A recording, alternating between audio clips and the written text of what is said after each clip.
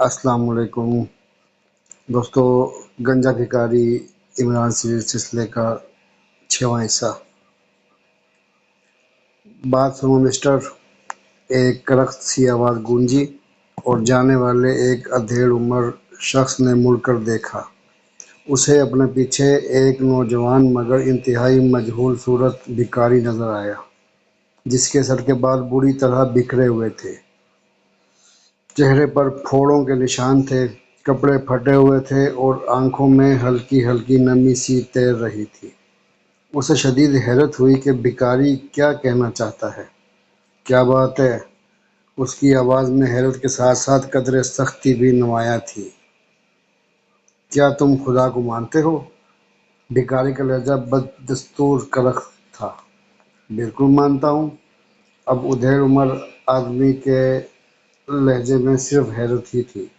نہیں، تم جھوٹ بولتے ہو، تم خدا کو نہیں مانتے۔ بھکاری کا لہجہ مزید کرخت ہو گیا۔ تمہارا کیا مطلب ہے؟ اس نے بھکاری کو ڈانٹ دیا۔ اگر تم خدا کو مانتے ہو تو خدا کی ضمانت پر 1 روپے دو، آخرت میں تمہیں 70 مل جائیں گے۔ بھکاری نے سوال کیا۔ یہ بھیک مانگنے کا کون سا طریقہ ہے؟ ادھیڑ عمر شخص چڑ گیا۔ جدید نفسیات کی روح سے یہ بھیک مانگنے کا بہترین طریقہ ہے، بھکاری نے جواب دیا۔ تم پڑھے لکھے ہو؟ وہ شخص بھکاری کے الفاظ سے مرعوب ہو گیا۔ اور کیا تمہیں جاہل نظر آ رہا ہوں؟ بھکاری اکڑ گیا۔ اگر جاہل ہوتا تو آج لوگوں کو بھیک دیتا پھرتا، نہ کہ وصول کرتا۔ ادھیڑ عمر کا شخص اس چوٹ پر تلملا گیا۔ اس نے جان چھڑانے کے لیے جیب سے روپے نکالا اور بھکاری کی طرف بڑھا دیا۔ بھکاری روپے لینے کی بجائے دوسری طرف مڑ کر چلنے لگا، جیسے اس نے کوئی بات ہی نہ کی ہو۔ وہ شخص حیرت سے بت بنا روپے ہاتھ میں لیے اسے دیکھتا رہا، اور پھر اس نے روپے جیب میں ڈالا اور بڑبڑاتا ہوا آگے بڑھ گیا۔ وہ یقیناً بھکاری کو پاگل سمجھ رہا تھا، کیونکہ اب بھکاری نے ایک اور نوجوان کو گھیر لیا تھا۔ اچانک بھکاری کی نظر پاس سے گزرنے والی ایک سبز رنگ کی کار پر پڑی اور یکدم مڑا، اور دوسرے لمحے وہ ایک گلی میں مڑ گیا۔ گلی تاریک تھی۔ گلی میں مڑتے ہی وہ بھاگنے لگا۔ چند لمحوں بعد وہ بھکاری اندھیری گلی میں کھڑے ہوئے ایک موٹر سائیکل کے پاس پہنچ کر رک گیا۔ موٹر سائیکل کے ساتھ لٹکے ہوئے بیگ میں سے اس نے پھرتی سے اوور کوٹ نکال کر پہنا، پھر ہیٹ نکال کر سر پر پہن لیا، اوور کوٹ کے کالر کھڑے کیے اور موٹر سائیکل کو کک لگا کر سٹارٹ کیا، اور دوسرے لمحے موٹر سائیکل طوفانی رفتار سے بھاگتی ہوئی گلی سے نکلی اور سڑک پر دوڑنے لگی۔ اب موٹر سائیکل پر بیٹھے ہوئے شخص کو دیکھ کر کوئی پہچان نہیں سکتا تھا کہ یہ وہی مجہول صورت بھکاری ہوگا۔ یہ سڑک شہر سے باہر جانے والی تھی اور 20 میل تک سیدھی چلی گئی تھی۔ موٹر سائیکل طوفانی رفتار سے اڑی چلی جا رہی تھی۔ تقریباً 20 منٹ بعد موٹر سائیکل سوار کو سبز رنگ کی کار دور جاتی ہوئی نظر آ گئی۔ اب اس نے رفتار آہستہ کر دی اور کار کا تعاقب کرنا شروع کر دیا۔ کار اب شہر سے نکل کر مضافات سے گزر رہی تھی۔ کار کی رفتار اچھی خاصی تیز تھی۔ تھوڑی دور جا کر کار ایک بائی روڈ پر مڑ گئی۔ یہ سڑک ایک چھوٹے سے قصبے میں جاتی تھی۔ سڑک سے تقریباً 1 میل کے فاصلے پر وہ قصبہ تھا۔ موٹر سائیکل سوار نے سڑک کے موڑ پر ایک درخت کے نیچے پہنچ کر موٹر سائیکل روک دی۔ اس نے اوور کوٹ اور ہیٹ اتار کر دوبارہ تھیلے میں ڈالا اور پھر قصبے کی طرف چل پڑا۔ وہ تیز تیز قدم اٹھاتا ہوا چل رہا تھا کہ اچانک ایک کتا بھونکتا ہوا اس کی طرف لپکا، اور پھر تو جیسے کتوں کا ہجوم الٹ پڑا ہو۔ قسم قسم کے کتے بھونکتے ہوئے اس کے گرد اکٹھے ہو گئے۔ وہ ٹھٹک کر کھڑا ہو گیا۔ اس کے رکتے ہی کتے بھی اس کے قریب آ کر رک گئے۔ پھر انہوں نے زور زور سے بھونکنا شروع کر دیا۔ کتوں نے اس کا محاصرہ کر رکھا تھا اور بھکاری کی آنکھوں میں الجھنیں تیر رہی تھیں۔ ارے کم بختو، میں نے کوئی تم سے خیرات مانگی ہے جو تم یوں شور مچا مچا کر اپنے فیاضی کا رعب مجھ پر جھاڑ رہے ہو؟ بھکاری نے ہاتھ نچا نچا کر انہیں ڈانٹنا شروع کر دیا۔ اتنے میں 2-4 کسان وہاں سے گزرے تو انہوں نے کتوں کو ڈانٹ ڈپٹ کر اور ڈنڈے مار کر بھکاری کو کتوں سے نجات دلائی۔ کہاں جانا ہے بھائی؟ ایک کسان نے پوچھا۔ اپنی خالہ کے گھر۔ کون سی ہے تمہاری خالہ؟ کسان نے حیرت انگیز لہجے میں پوچھا۔ بالکل تمہاری ہم شکل ہے، بھکاری نے بڑی معصومیت سے جواب دیا، اور دوسرے کسانوں نے زوردار کہا مارا اور پوچھنے والا جھینپ گیا۔ پاگل ہے بیچارہ، جھینپ مٹانے کی خاطر کسان نے کہا اور ہنستے ہوئے آگے بڑھ گیا۔ خس کم جہاں پاک، کتوں سے نجات ملی تو انہوں نے انٹرویو لینا شروع کر دیا۔ بھکاری بڑبڑا رہا تھا۔ پھر وہ کچی سڑک پر کار کے ٹائروں کے نشان دیکھتا ہوا آگے بڑھ گیا۔ مختلف گلیوں سے گزرنے کے بعد اس نے کچے سے مکان کے ساتھ وہ کار کھڑی دیکھی۔ مکان کا دروازہ بند تھا، گلی سنسان تھی۔ بھکاری نے مکان کے ارد گرد کی پوزیشن کا اندازہ لگایا، مگر اس مکان کے ارد گرد 3 طرف دوسرے مکان ملے ہوئے تھے۔ اب صرف سامنے کی دیوار اور دروازہ تھا جس کے ذریعے اگر وہ اندر جانا چاہتا تو جا سکتا تھا۔ بھکاری نے ایک لمحے کے لیے ادھر ادھر دیکھا اور پھر کسی کو نہ پا کر اس نے ایک آنکھ دروازے کی جھری کے ساتھ لگا دی۔ سامنے ایک کچا سا صحن تھا اور صحن کے آگے برآمدے کے پار اسے کسی کمرے کا دروازہ نظر آ رہا تھا جو بند تھا۔ اس نے دیوار کی بلندی کا اندازہ لگایا اور پھر ایک لمحے کے لیے رک کر دروازے کا کنڈا پکڑ کر بندروں کی طرح دروازے پر چڑھتا ہوا دیوار پر پہنچ گیا۔ اس وقت بھکاری انتہائی پھرتیلا نظر آ رہا تھا، جیسے اس کے جسم میں پارا بھرا ہوا ہو۔ دوسرے لمحے ایک ہلکا سا دھماکہ ہوا اور وہ بھکاری اندر کود گیا۔ چند لمحے ایک جگہ وہ دم سادھے کھڑا رہا، لیکن جب اس دھماکے کا کوئی رد عمل نہ ہوا تو وہ دبے قدموں صحن پار کر کے برآمدے سے گزر کر دروازے کے ساتھ کان لگا دیے۔ لیکن دوسری طرف خاموشی پا کر اس نے دروازے کو دبایا تو دروازے کے دونوں پٹ بغیر کوئی آواز پیدا کیے کھلتے چلے گئے۔ یہ ایک چھوٹا سا کمرہ تھا جو ہر قسم کے سامان سے بے نیاز تھا۔ بھکاری اندر داخل ہو گیا۔ اس نے بغور چاروں طرف دیکھا، سامنے ہی ایک اور دروازہ تھا، وہ بھی صرف دبانے سے کھل گیا۔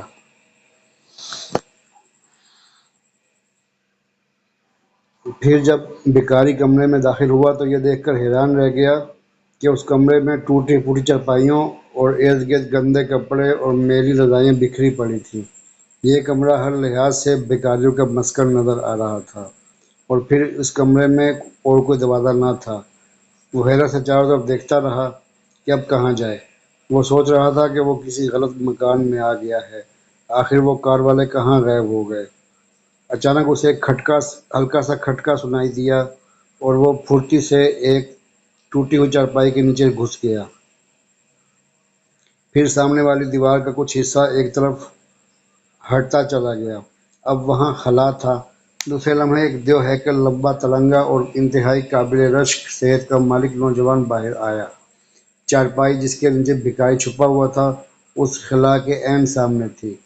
وہ قوی ہیکل نوجوان جیسے ہی باہر نکلا، اچانک اس کی نظر پڑی سامنے چارپائی کے نیچے پڑی۔ وہ ایک لمحے کے لیے حیرت زدہ رہ گیا۔ دوسرے لمحے اس نے پھرتی سے جیب سے ریوالور نکال لیا۔ کون ہو تم؟ باہر نکل آؤ۔ اس کی آواز اس کے جسم کے برعکس باریک اور منحنی سی تھی۔ ایسے محسوس ہوتا تھا جیسے کوئی چوہا چین چین کر رہا ہو۔ بھکاری نے دیکھ لی جانے پر ایک ٹھنڈی سانس لی اور پھر چارپائی سے باہر نکلنے لگا، مگر ٹوٹی ہوئی چارپائی کے بازو سے اس کا کپڑا پھنس گیا۔ اس نے باہر نکلنے کے لیے زور لگایا تو چارپائی بھی ساتھ گھسٹتی چلی آئی۔ وہ منحنی آواز والا قوی ہیکل نوجوان اس مضحکہ خیز پوزیشن پر بے اختیار ہنس پڑا۔ بھکاری نکلنے کے لیے جتنا زور لگاتا، چارپائی اتنی ہی گھسٹ کر آگے آ جاتی۔ اپنی بے کسی پر بھکاری کا چہرہ رونے کے قریب ہو گیا۔ اب چارپائی کمرے کے درمیان پہنچ چکی تھی اور ظاہر ہے کہ چارپائی کے ساتھ بھکاری بھی۔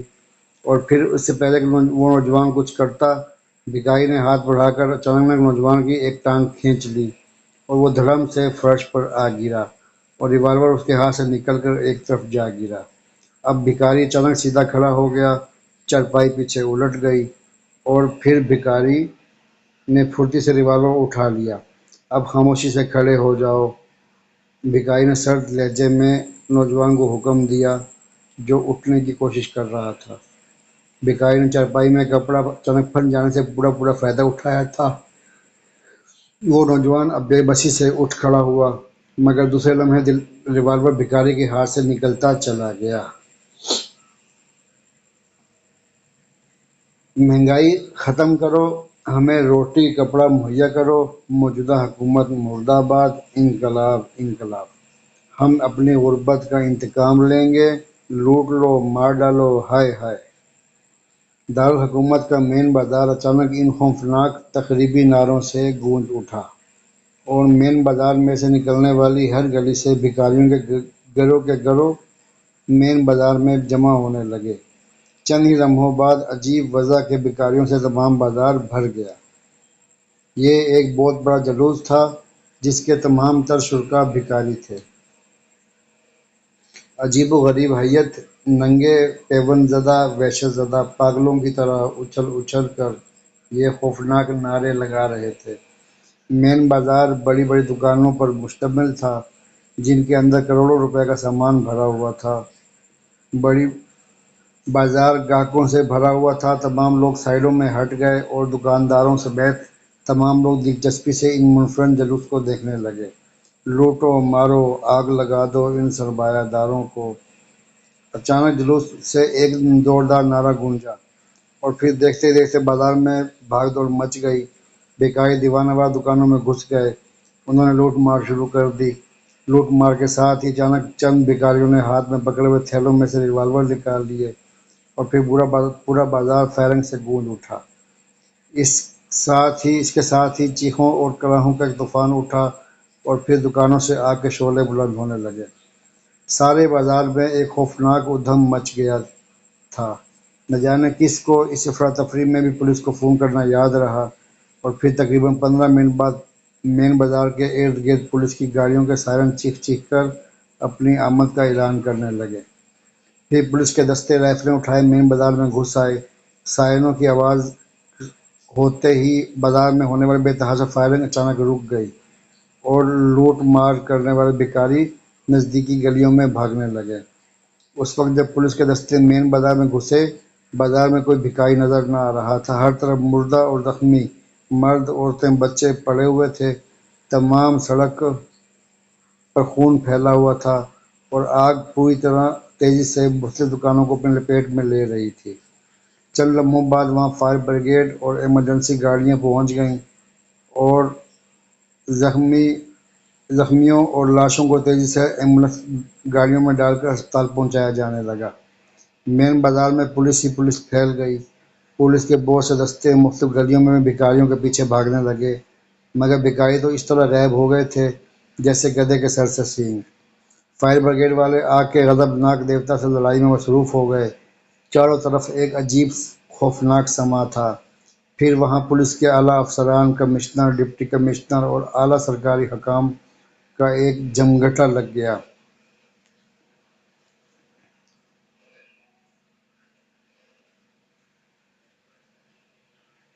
پریس رپورٹروں کے قلم اور پریس فوٹوگرافروں کے کیمرے تیزی سے اپنا کام کرنے لگے۔ اس لوٹ مار اور اس ہنگامے کی خبر تمام شہر میں جنگل کی آگ کی طرح پھیل گئی، اور سارے شہر کے لوگ یہ خوفناک اور روح فرسا منظر دیکھنے کے لیے مین بازار کی طرف الٹ پڑے۔ بہت سے لوگ اپنے عزیزوں کا جو بازار میں شاپنگ کرنے آئے ہوئے تھے پتہ کرنے کے لیے آئے تھے۔ چاروں طرف رونا پیٹنا پڑا ہوا تھا۔ لوگ اور پولیس کو ان لوگوں کا روکنا بھی ایک عذاب بن گیا۔ لوگوں کے جذبات بھکاریوں کے خلاف شدید ہو گئے۔ شہر میں موجود تمام بھکاری اپنے انجام کے متعلق سوچ کر نہ جانے کن کونوں خدروں میں چھپ گئے تھے۔ لوگ بھکاریوں کو ڈھونڈ رہے تھے تاکہ اس لوٹ مار کا انتقام لیا جائے، اور پھر بعض جگہ پر کئی اپاہج اور غریب بوڑھے بھی اندھے انتقام کی لپیٹ میں آ گئے، اور لوگوں نے انہیں بھکاری سمجھ کر خوب مارا۔ یہ انتقامی قتل و غارت پھر بڑھنے لگی، چنانچہ حکام نے فوری طور پر دارالحکومت میں کرفیو نافذ کر دیا۔